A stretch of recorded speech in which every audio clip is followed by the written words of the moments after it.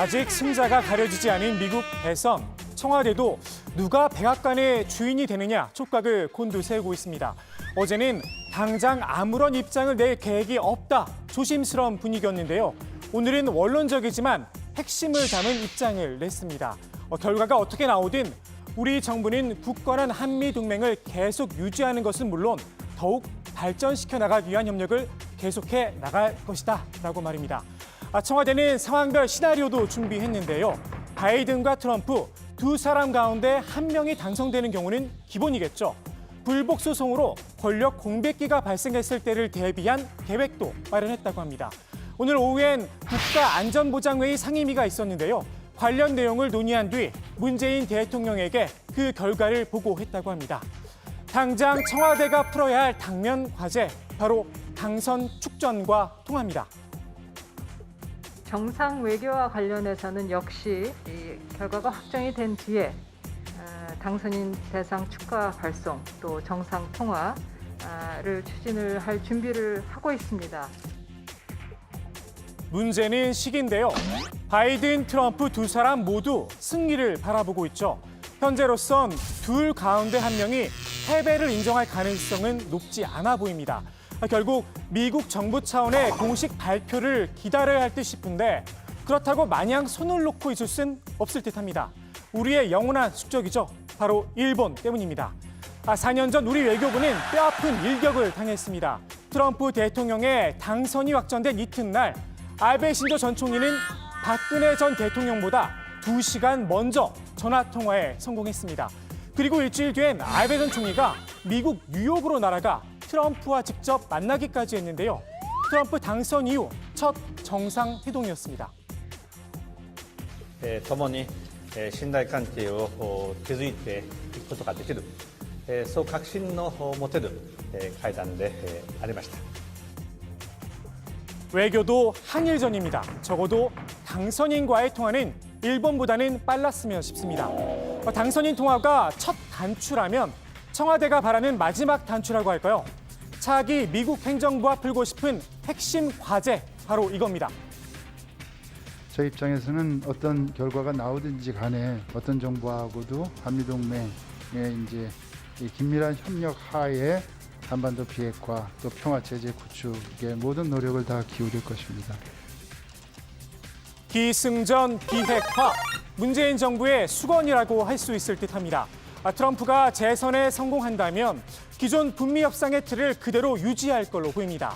앞서 선거 과정에서도 자신의 업적이라며 자랑하기도 했었죠. You look it around, Kim Jong-un, whatever happened to the war we were supposed to be in with Kim Jong-un, right? Kim Jong-un, they're 100% sharp. 문제는 플러스 알파를 기대하기 어렵다는 점입니다. 트럼프 대통령은 수에 밝은 사업가죠. 북한과의 대화, 사실 재선을 위한 방편 가운데 하나였습니다. 이미 셈이 끝났는데 굳이 북한과 적극적인 대화에 나설 가능성은 낮아 보입니다. 성과를 얻기 어려운 이제 대외 정책 의제였고 그렇다라고 본다면 향후로도 이제 그런 비핵화라고 하는 게 어렵다라고 한다면 이것을 과연 외교 정책 우선순위로 놓을 것인가의 문제는 좀 더 지켜봐야 될 것 같습니다. 다만 우리 정부에 내밀 청구서는 분명합니다. 무려 5조 원을 요구했었죠. 방위비 분담금 문제입니다. But as I've said before, we must find a more equitable means of sharing the costs of our common defense so it doesn't fall unequally on the American taxpayers. 반면 바이든이 새 대통령이 된다면 북미 관계 처음부터 다시 쌓아 올려야 할 듯합니다. 북한 김정은 국무위원장에 대한 바이든의 인식, 집권 초기 트럼프와 비슷합니다. If it is forced to defend itself or its allies, we will have no choice but to totally destroy North Korea. Rocket Man is on a suicide mission for himself and for his regime. What has he done? He's legitimized North Korea. He's talked about his good buddy who's a thug, and he talks about how we're better off, and they have much more capable missiles, able to reach U.S. territory much more easily than ever did before. 흔히 바이든을 오바마 3기라고도 하죠. 오바마 집권 시절 대북 정책은 전략적 인내였습니다. 말이 인내였지 사실상 그냥 방치한 거 아니냐 비판도 있는데요. 바이든도 비슷한 선택을 할지 모른다는 우려의 목소리가 나옵니다. 북핵 문제 관련해서 바이든 후보가 토론 과정에서 북한이 만약 핵능력 축소를 약속한다면 뭐 회담을 할 수 있지만 그거 없으면은 만날 일이 없다 하는 식의 얘기를 했단 말이죠.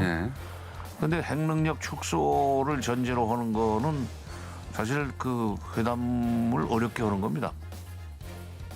여기에 일하는 방식도 대북 관계에 영향을 미칠 걸로 보입니다. 트럼프가 혼자서 결정하고 아래로 내리꽂는 탑다운 방식이라면 바이든은 정반대로 바텀업 방식을 선호합니다. 북미 정상회담처럼 전격적인 이벤트 기대하기 어렵다는 분석입니다.